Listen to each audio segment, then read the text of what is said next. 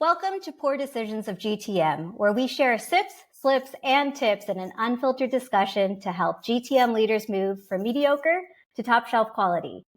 Join us as we spill the tea on what not to do and what you can do to yield better results moving forward. My name is Indu Sudhakar. And my name is Elizabeth Italiano. And we're your hosts of Pour Decisions of GTM. Today, we're joined by Doug Regner. Doug, will you please introduce yourself? Hi, I'm Doug Regner, and I'm an operating partner at Unusual Ventures. Awesome. Thanks, Doug. We are excited to have you today. And before we get into all of the deep questions we have for you, most important question of all is what's in your cup as we start to spill the tea today? Well, thanks for having me, Elizabeth and Indu. So it's only 10 o'clock in the morning where I am at, so I'm just having coffee. It was just a little too early for anything stronger. Understandable. I actually felt a little judged if I upgraded, even though it's 5 o'clock here in Portugal. So I've got some green tea here in my cup. What about you, Liz? I think this is like the most boring I've been on any of my episodes. Indu, you can, I think, attest to this so far. I usually come with something creative, but I'm going for a run later this afternoon. So I just have like boring H2O, but hydration is important. It's key. You gotta get your, what is it? I don't know, however many ounces. So I'm a little boring today, but gotta hydrate before that run. Yeah, love it. So one of the key themes that we talk to all of our guests about is what the biggest mistakes that you've seen in go-to-market. It can be something that you experienced yourself, a mistake you made, or something that you experienced kind of as a team. So I'd love to learn from you a little bit more about what the biggest mistakes you've made or experienced about your time in go-to-market. Sure. So there's probably a lot. There's a lot to choose from in terms of mistakes and things I would do over again. But one thing that comes to mind is really from my progression from an individual contributor to a leader. And I think a lot of people share this, where a lot of people young in their career are really anxious to become a people manager. And there's a lot to be said for taking your time and really becoming an expert in your craft before you get there and try to manage others and lead others.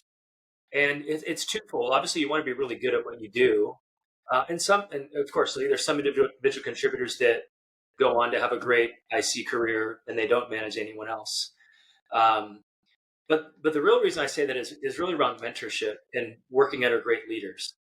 So I think I was able to figure some things out, but with a lot of stumbles. And I think that had I taken a little bit more time and found more great leaders to work with and work underneath to really learn around all aspects of whether it be enterprise selling or really whatever, that I would have been more capable when I did take the seat as a GTM leader to do my job really well. So yeah, looking back on it, I think it was definitely a little too hasty to try to get into a people manager role.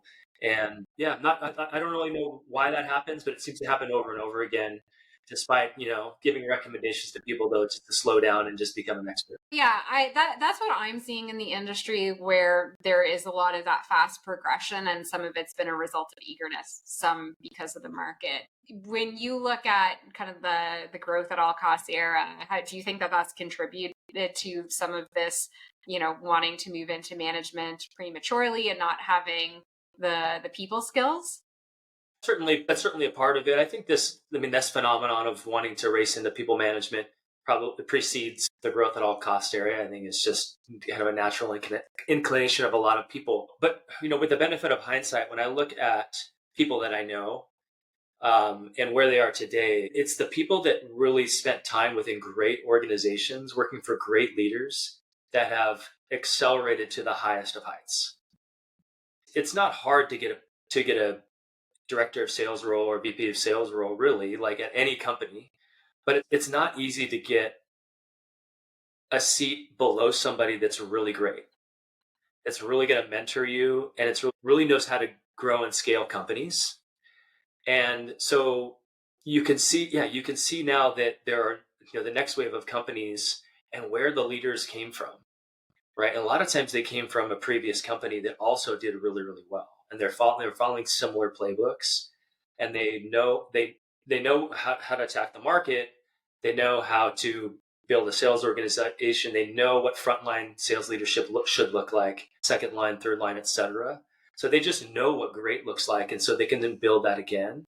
I think that is really, really valuable, but it takes delayed gratification as a professional, right? Because you're anxious to move your career, especially when you're getting started. You want to make more money or take more responsibility or get more prestige. And so, but I think that patience will pay off. It's a long game. Mm-hmm. So that would be my overall recommendation. Again, like if you're just starting out or you're younger in your career, like find great leaders and mentors within great companies. I had a great piece of advice one time when I was looking at different leadership roles from someone that had, I don't know, 4 or 5 exits at that point. And his advice was chase wins, not titles. No one cares if you're CRO of a company that does nothing. But if you're on the ship of a company, even if you're a frontline, second line manager of a company that becomes great, that ultimately means more to the market, to other people, that like you're somebody that has been a winner, but also usually, professionally, like that is going to pay off from what your equity's worth, what money you make on a consistent basis. And I thought that was really, really great advice. And I see people continually make that mistake where they kind of chase a short-term paycheck bump and a great title, but the company itself, maybe there's shaky leadership. Maybe it's a market that's really not going to go anywhere for a long period of time, and ultimately find themselves looking for a new job, in a pretty short amount of time. Yeah. Yeah. And I think that short-term gratification you're talking about is a big part of it, chasing the title, the pay bump, or being promoted and feeling like you're expected to do this role now, but realizing you don't actually know how to do it. You mentioned that having solid leadership helps in those cases. Mm-hmm. From your perspective, what do you feel like you've seen as best case scenario of a solid leader, or examples of a solid leader that you've seen in your work? Again, so in terms of great qualities in a leader, I think from a sales perspective, like, can you find someone that's actually going to invest in you and spend time working with you? Most leaders, you don't have it all. You're still trying to figure out aspects of your leadership and your understanding of sales management. Like, that's pretty normal. And I mean, I think even if you get further and further in your career, like, you still don't know it all. There's still lots to learn. But I think if you're somebody new going into sales leadership, like, I would 1000% recommend finding someone that is going to spend dedicated time per week working with you and developing your skills. It just pays off so much. And, within a lot of companies, there's a lot of people that just get, I guess, leaders that get busy. And this is something that is easy to move a one-on-one, right? Like, we're not going to do it this week, right? It's not as important as something else, but to a new leader, it's actually extraordinarily important that they're getting that mentorship. And so, you have to look for that. And of course, every leader says that they do develop people, but not a lot of leaders put the time in and make sure that time is like sacrosanct time. So, I would try to find that, and you can talk to, other direct reports and see if that, if the situation you're going into has that. The other thing, and I've been guilty of this at times too. I have to admit that, of like, getting a little too behind a dashboard of what's going on in your organization to try to figure out like where you need to spend time versus just getting out there. And I think the best leaders, they find a good balance of like understanding the what key metrics of the business that are really important that they need to lean into, and where areas they need to address, but really like getting out from their dashboard and like going and being on deals, right? Being on calls with reps, listening to calls, providing feedback. That really goes a long way from a couple different areas. Like it helps the individuals like get that coaching. Like they really do benefit from that, especially if it's a regular. It helps supports the initiatives you're trying to drive. If you're out there like showing people how you want it done and reinforcing that message. And then the last thing is that, reps really appreciate it. Like if you take the time to listen to even just a recording a gong call and provide feedback, I think most leaders would be amazed what that means to the sales reps, that that leader took the time to provide feedback. And even if it's like direct feedback and tough, like that, good reps will be great. I really appreciate the notes, right? So I think that's just super important to find people like that. What you mentioned about the dashboard's really important. Dashboards are great. Data is great. We want to have the metrics and numbers, but it's very easy to get comfortable leading behind a dashboard. And one of the things that I've heard a lot from like some of our clients and just, colleagues in the industry is that, okay, well, I'm struggling even to know where to start though with the coaching. Like it's kind of greenfield. I've got a team of 8 and I see all of these problems. Where do I start? So then it becomes almost analysis paralysis on where I help. So we've talked about, having like scoring rubrics for performance across like, soft skills and hard skills, pipeline inspection, those types of things where you can start to put in some process. And like you said, use Gong, listen to call recordings, coach based on that. What do you see as being, successful in your experience that has helped in terms of solving this problem for leaders of like how they tackle it? So you mentioned Gong call recording, but like, if you were talking to a new VP of sales, like, they're 90 days in, where would you tell them to start? Sure. Well, I think a lot of that depends on what size the company is. If you're talking about 8 reps, then that VP of sales is the frontline sales leader as well. Yeah. Right, I would argue that. I mean, I would certainly hope so. I would certainly have more layers in an 8-person sales team. But so as a frontline leader, like you've got to be on the front line. Right? I would say like 100% you have to be on calls in deals with your reps. Right. And then then the coaching becomes obvious.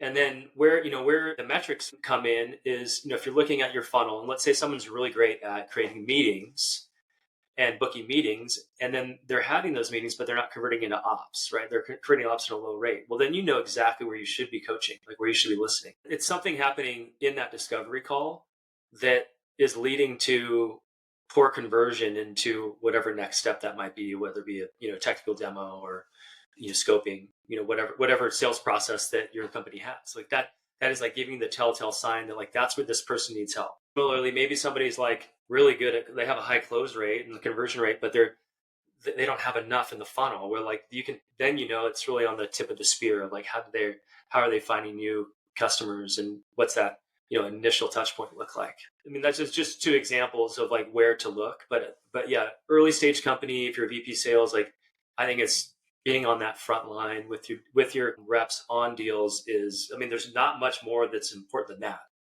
Like I can't think of anything more outside of hiring, like hiring your next set of people. Like you've got to find great people. And so those 2 things, hiring and being on calls, like I can't really think of anything better.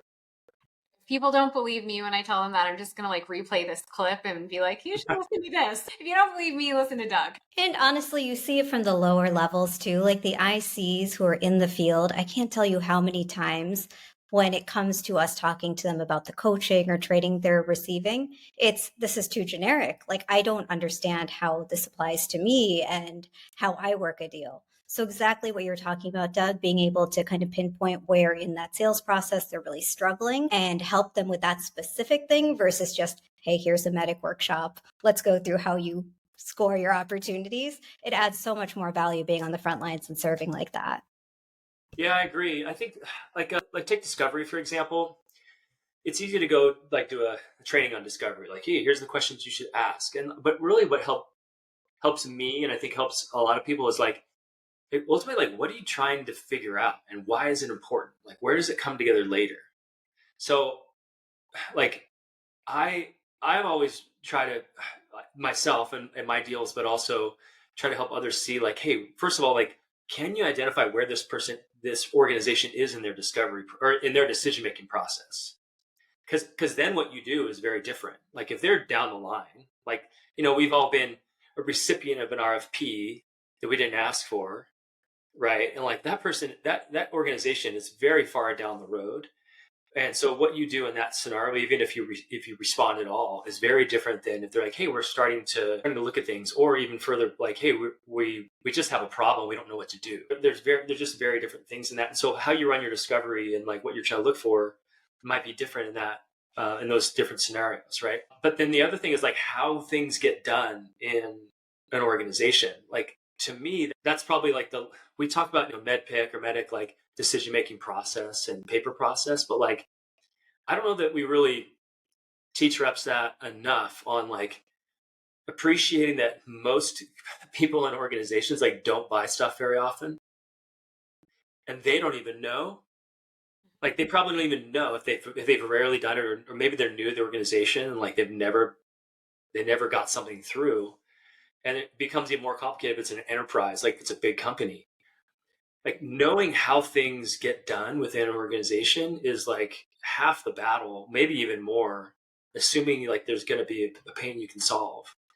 And so I think getting reps to really understand that, like, hey, like we're not just asking for a checklist. Like you're an investigator here, and trying to figure out, hey, like, can you pair a problem with a solution, right? That's appropriate. But then B, like, can you help lead a customer through a process that's like they don't really go through very often and is complicated and like involves a lot of stakeholders, and how you do that? Like, I think that helps then like have it click with certain types of people. And it certainly did with me. I'm like, oh, I get it now. Right. Versus like just taking it for granted, like, oh, this person knows what they're doing. Like they probably don't. So yeah, I think like those are some of the things that in a training session, it's academic, but then one-on-one coaching, you can really kind of break something down, like in terms of that particular deal, be like, hey, like, let's ask this question and see the response this person gives us. Like, hey, have you ever bought software in your company before? No.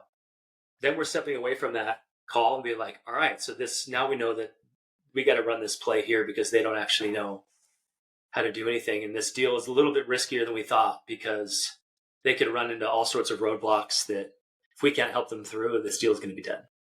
Yeah.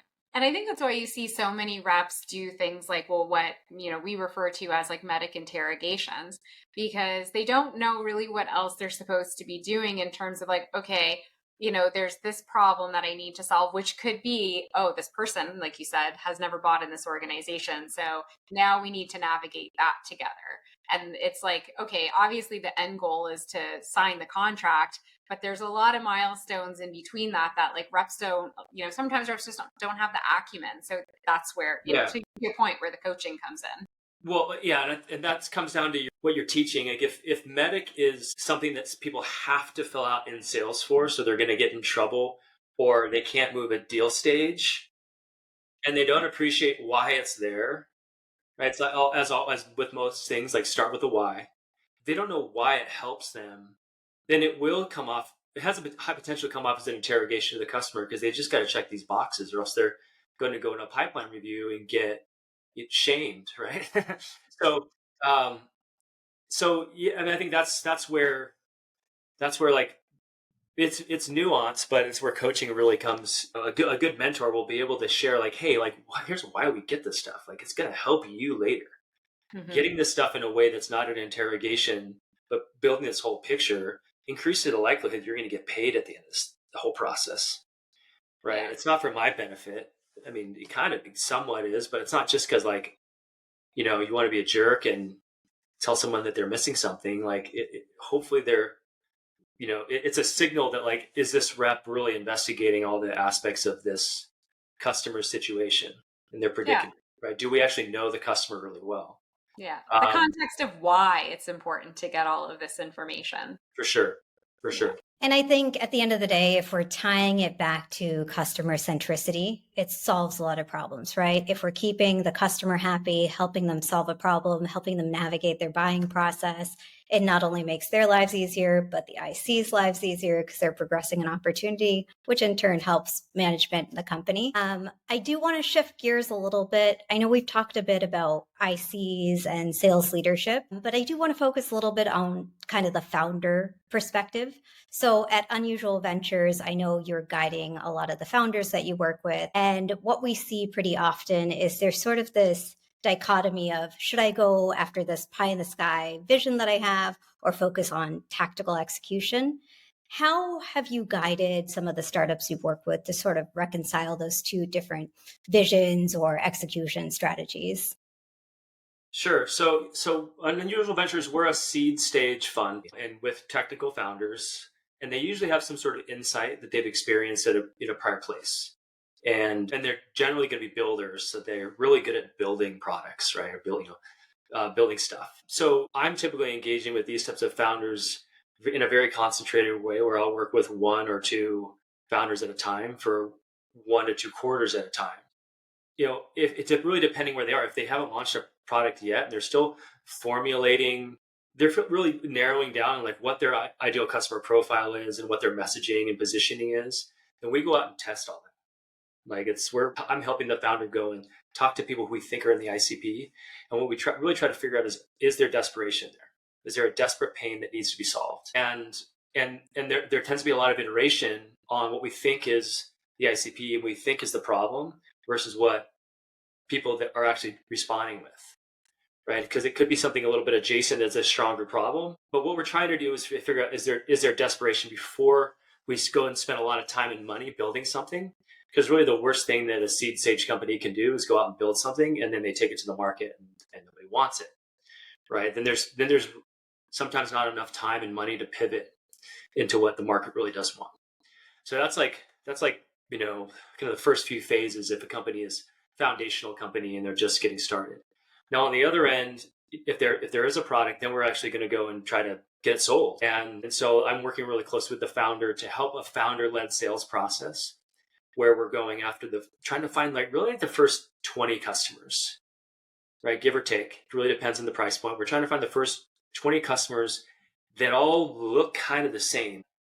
Initial customer profile, right, that we've figured out. We're trying to get that repeatable. And so, we really do encourage like that a laser focus on like what we've tested the ICP and we've saw some success with and focusing on that rather than like what the ICP could be years down the line. Because like I've been part of a lot of startups where every year or two, our ICP does change a little bit. Like we've learned more about the market or our products evolved or both.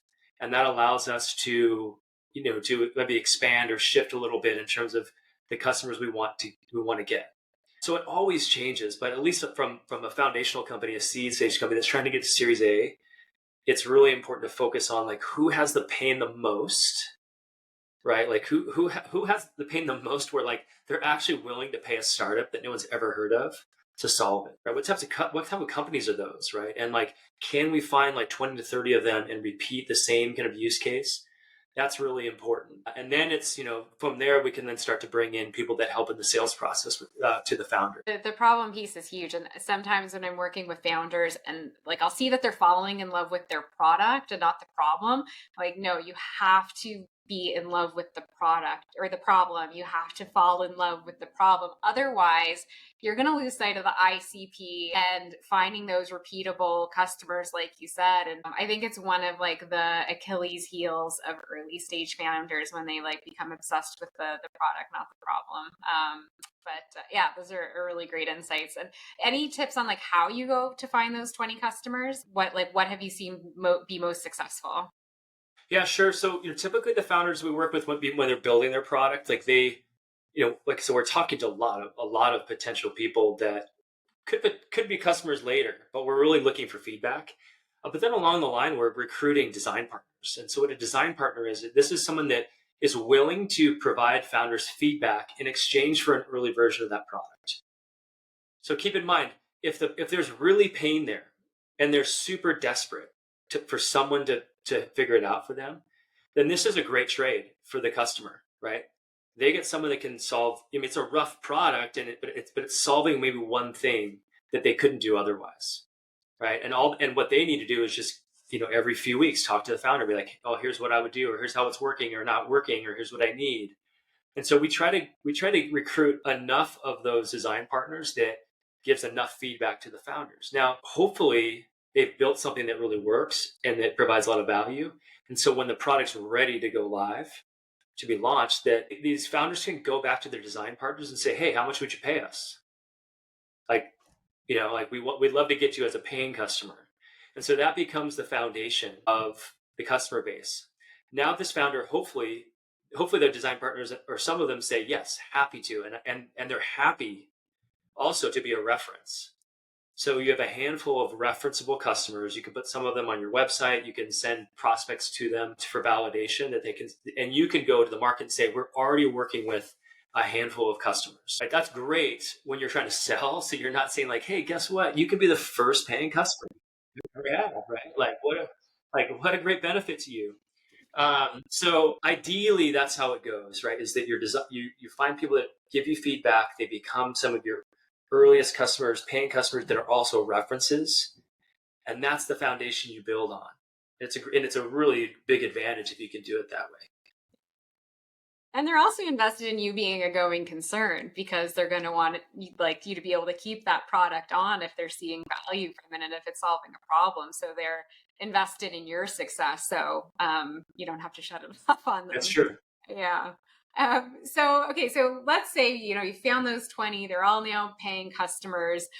What we often see is that startups are really pressured to show quick results. And it's one of those things where you start to balance short-term wins versus long-term results and that value creation. So what are some examples of where you recommend playing the long game versus the short game, and some mistakes that you've seen there and trade-offs between, I'm going to take that customer that might not be a great fit versus, no, I'm going to say no because it doesn't fit in with the long-term vision. Yeah, I agree. That happens a lot. Every now and again, there's a customer that's willing to pay something, but it may not line up very well with what other customers want, and could potentially takes a company in a direction that they don't want to go in long term, right? And so I think but it's hard, right? Because if you're a startup, like you're lean, like by nature, like you just don't have a lot of money, and the idea of a paying customer is really attractive. Like it's money in the door, it's a logo you can say you have. There's all those type of things. But to your point, Liz, like there are good customers, and there are actually pretty bad customers, and there's some really famous examples of well-known companies that love to work with startups because they can become their personal dev shops, and then they can monopolize their roadmap, and that's strategic for them, but it's not great for the startup potentially long term, right? Because you can't take on as many customers, and you're not as useful to the market. But yeah, so I think like that definitely does happen. I'd say like the focus on the ICP is really key. Again, it's like, hey, who are we trying to solve a problem for, and how are we trying to solve it? Like what's a repeatable use case that we can go after? I think ultimately that's what like the next round of investor wants to see.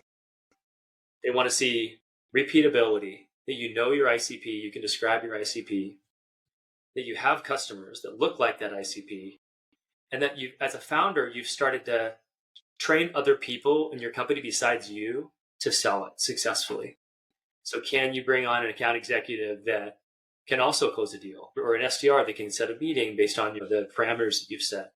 Like once you start to do that, then you look like an investable company that if an investor can inject more cash into, that you should be able to take that cash and hire more salespeople and build more product and things like that.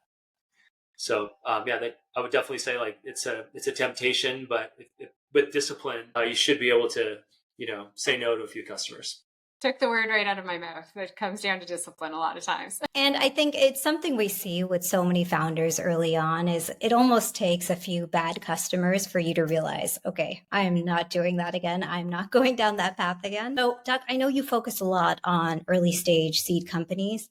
One thing I think is kind of unique about your background is that you've actually been part of an acquisition at Wildfire when Google acquired it.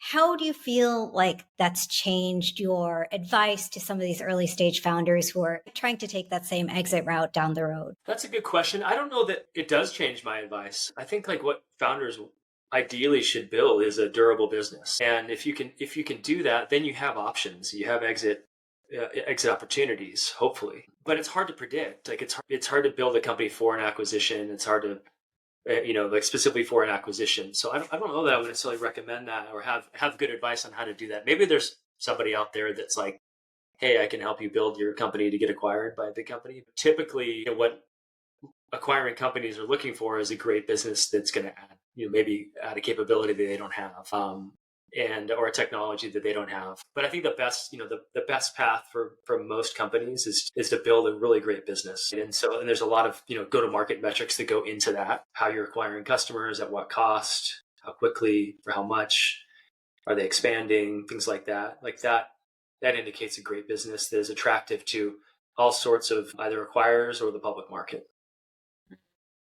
I know. I think it's great advice. I mean, the durability is huge. And I was actually a guest on a podcast last week, and they asked me a similar question and about like around, well, what frameworks would you recommend, these companies put on in at various stages?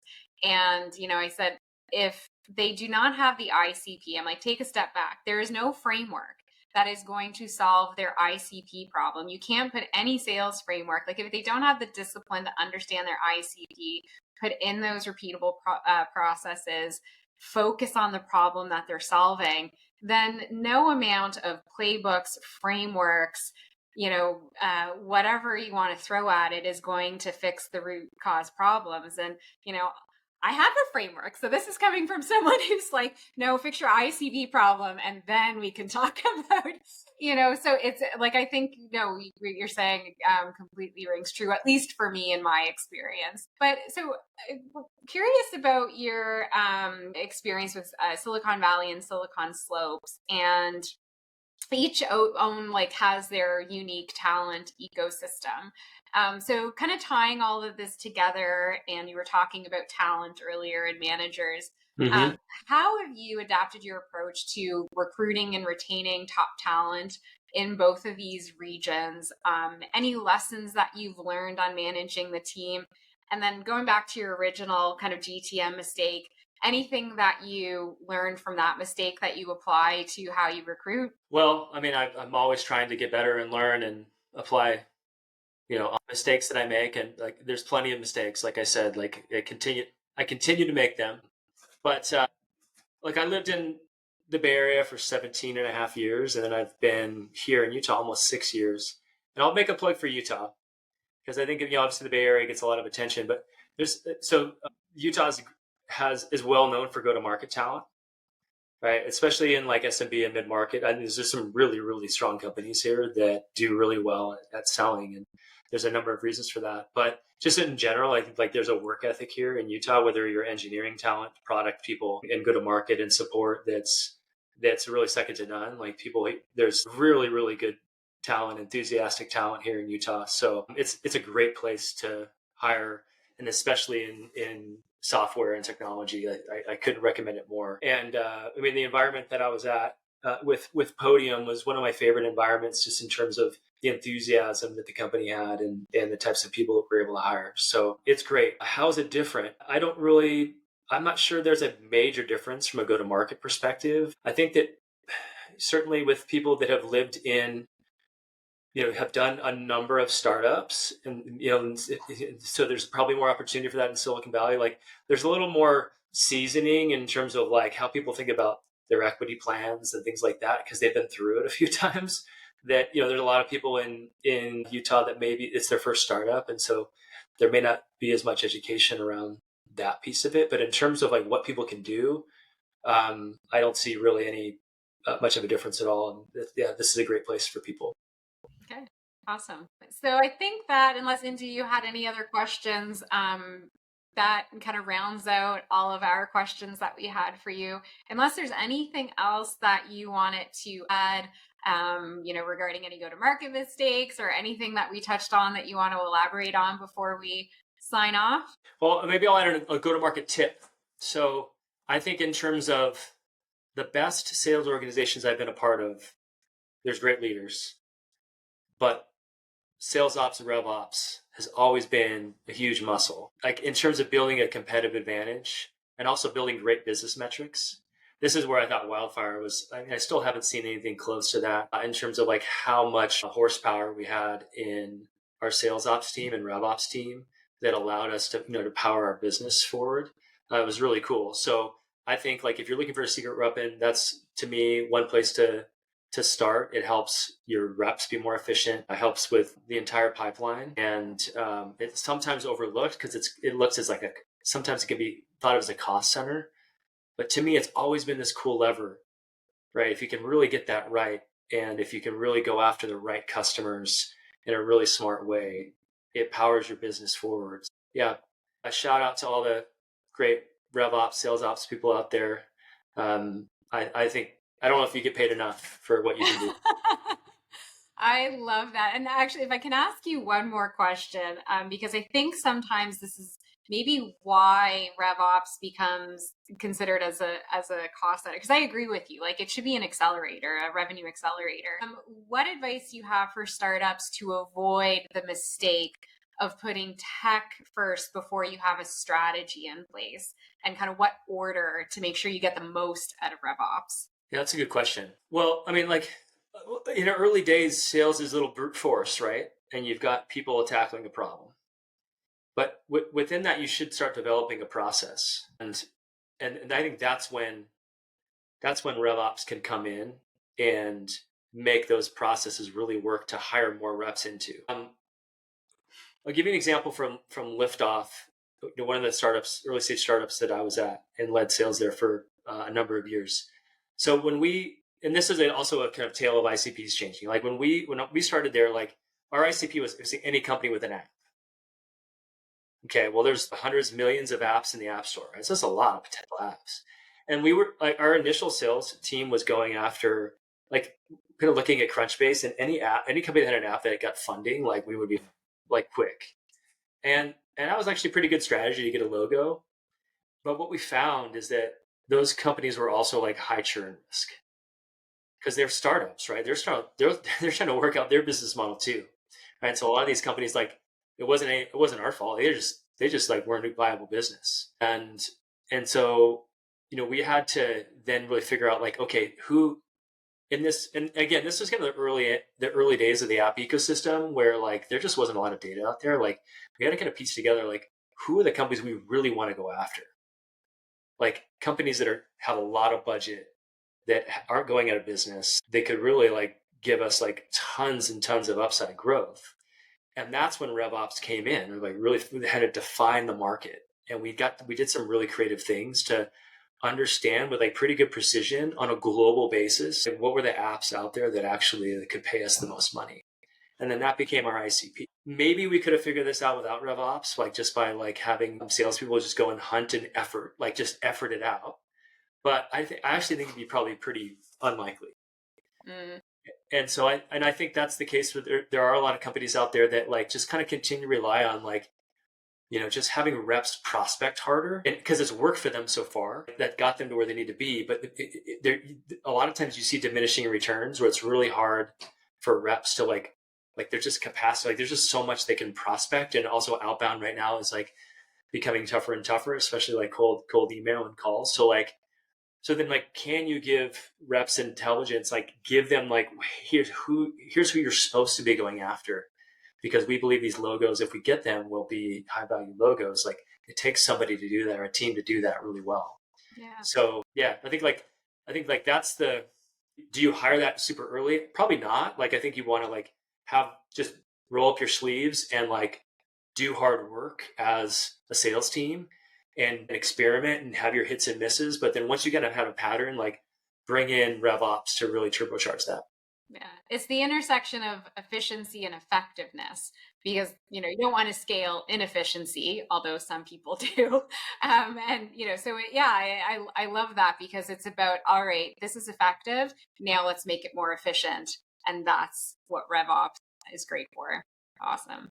Well, I'm glad I asked that last question, because I love that. I don't think we've really talked on RevOps a lot on this podcast yet, so that was amazing.